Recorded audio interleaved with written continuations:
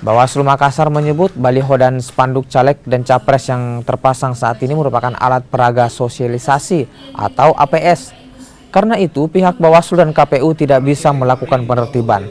Dalam aturan pemilu, Bawaslu dan KPU hanya bisa menertibkan alat peraga kampanye atau APK, bukan APS. Bawaslu, KPU, dan pemerintah Kota Makassar sejauh ini telah berkoordinasi terkait aturan penetapan alat peraga kampanye caleg dan juga capres. Nantinya, alat peraga kampanye hanya bisa dipasang di lokasi yang telah ditentukan. Kampanye, kalau sekarang kan masih alat peraga sosialisasi.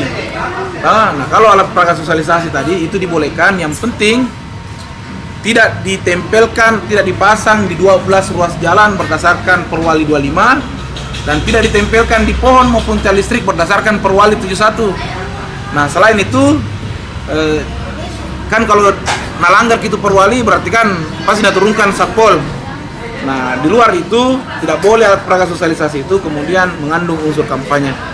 Nah, kalau untuk alat peraga kampanye sendiri itu kemudian diatur oleh PKPU 15. Mulai dari ukurannya, pengadaannya nanti boleh teman-teman parpol misalnya berkoordinasi dengan KPU terkait dengan pembiayaannya.